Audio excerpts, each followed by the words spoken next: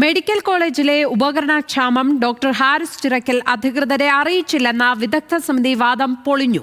ശസ്ത്രക്രിയാ ഉപകരണം ആവശ്യപ്പെട്ട് മാർച്ചിലും ജൂണിലും ഡോക്ടർ ഹാരിസ് കത്ത് നൽകിയിരുന്നു. എന്നാൽ സർക്കാർ രേഖയിൽ ഹാരിസിന്റെ കത്ത് കിട്ടിയത് മെയ് 28-നാണ്. ഏത് രീതിയിലും ഡോക്ടർക്കെതിരെ നടപടിയെടുക്കുക എന്നതാണ് സർക്കാർ ലക്ഷ്യമെന്ന് പ്രതിപക്ഷ നേതാവ് വി ഡി സതീശൻ കുറ്റപ്പെടുത്തി.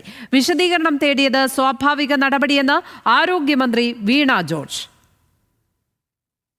ഡോക്ടർ ഹാരിസ് സൂപ്രണ്ടിനും HDSനും കത്തുകൾ നൽകിയത് മാർച്ച് 10-നും ജൂൺ 6-നുമായിരുന്നു. തീരുമാനമൊന്നും ആകാത്തതോടെയാണ് ജൂൺ 27-ന് സാമൂഹ്യ മാധ്യമം വഴി ഡോക്ടർ ഹാരിസ് പ്രതികരിക്കുന്നതും പിന്നീട് മാധ്യമങ്ങൾക്ക് മുന്നിൽ തിരുവനന്തപുരം മെഡിക്കൽ കോളേജ് ആശുപത്രിയുടെ പ്രശ്നങ്ങളെക്കുറിച്ച് പറയുന്നതും. എന്നാൽ സർക്കാരിന്റെ രേഖയനുസരിച്ച് മെയ് മാസം 28-ന് നൽകിയ കത്ത് മാത്രമാണ് പരിഗണിച്ചതായി കാണുന്നത്.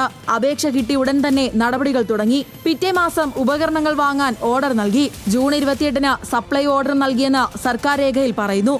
ഈ രേഖ പുറത്തുവന്നതോടെ ഡോക്ടർ ഹാരിസ് മെയ് മാസത്തിന് മുന്നേ നൽകിയ കത്ത് സർക്കാർ പരിഗണിച്ചിട്ടില്ലെന്ന് വ്യക്തമാവുകയാണ്. HDSന്റേതായി പുറത്തുവന്ന രേഖയനുസരിച്ച് ലോക്കൽ പർച്ചേസ് വഴി ആശുപത്രിയിൽ തന്നെ ഉപകരണം വാങ്ങാൻ തീരുമാനിച്ചത് ഡോക്ടറുടെ FB പോസ്റ്റിന് ശേഷമായിരുന്നു. ജൂൺ 28-ന് ഓർഡർ നൽകി ജൂലൈ 2-ന് ഉപകരണം കൈപ്പറ്റിയെന്നാണ് HDSന്റെ രേഖ. ഇതോടെ കത്ത് ലഭിച്ച നടപടിയെടുക്കാനുള്ള സ്വാഭാവിക കാലതാമസം മാത്രമെന്ന ന്യായീകരണം ഉയർത്തി പ്രതിരോധിക്കാനാണ് സർക്കാർ നീക്കം. ഇതോടെ ഡോക്ടർ ഹാരിസ് നൽകുന്ന വിശദീകരണത്തിലും ആരോഗ്യവകുപ്പിന് തൃപ്തിയുണ്ടാകാൻ സാധ്യതയില്ല.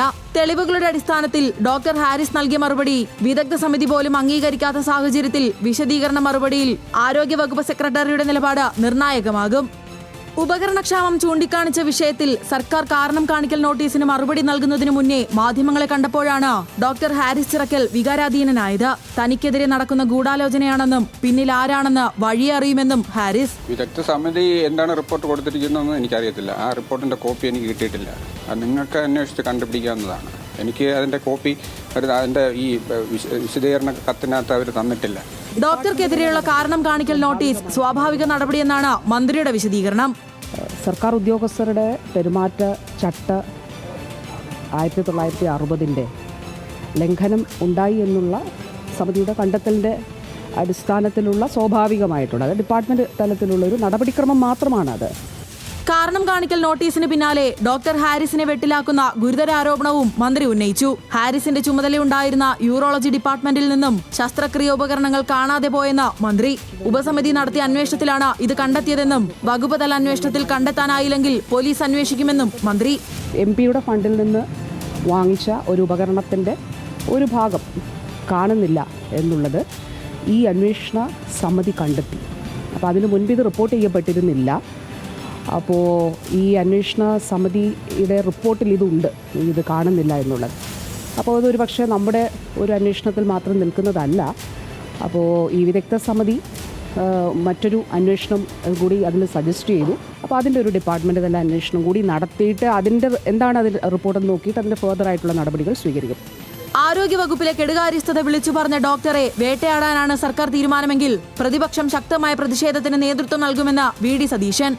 അദ്ദേഹത്തെ പീഡിപ്പിക്കുന്നതിന് വേണ്ടിയിട്ടുള്ള ശ്രമമാണ് നടത്തുന്നത്. അദ്ദേഹത്തെ പോലുള്ളൊരു സത്യസന്ധനായ ഒരു ഡോക്ടറെ, ₹1 കൈക്കൂലി വാങ്ങിക്കാത്ത ഒരാളെ, ഏറ്റവും നീതിപൂർവമായി ജോലി ചെയ്യുന്ന ഒരാളെ എത്രമാത്രം ഒരു ഗവൺമെൻറ് പീഡിപ്പിക്കുന്നു എന്നതിൻ്റെ ഉദാഹരണമാണ്.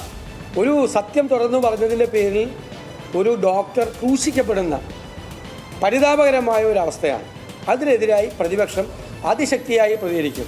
ആ ഡോക്ടറുടെ പേരിൽ നടപടിയെടുക്കാനുള്ള ഏത് തീരുമാനത്തെയും ഞങ്ങൾ ശക്തിയായി എതിർക്കും.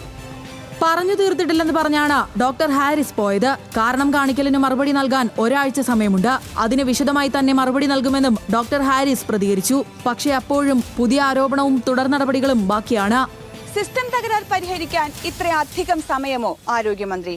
എല്ലാം തുറന്നു പറഞ്ഞ ഒരു ഡോക്ടറെ ക്രൂശിക്കുന്നതിന് പകരം ആ സിസ്റ്റത്തിലെ പ്രശ്നങ്ങൾ പരിഹരിക്കാനുള്ള നടപടികളാണ് സ്വീകരിക്കേണ്ടത്. ഒരു തുണ്ട് പേപ്പർ വേണമെങ്കിൽ സ്വന്തം കയ്യിൽ നിന്ന് പണം കൊടുത്ത് വാങ്ങണമെന്ന് ഒരു വകുപ്പ് മേധാവി പറയുമ്പോൾ, അല്ലെങ്കിൽ മരുന്ന് കമ്പനികളുടെ സഹായം വേണമെന്ന് വകുപ്പ് മേധാവി തുറന്നു പറയുമ്പോൾ നിങ്ങൾക്ക് എന്താണ് ഇതിൽ മറുപടി പറയാനുള്ളത്? PR Praveena, news Malayalam, Thiruvananthapuram.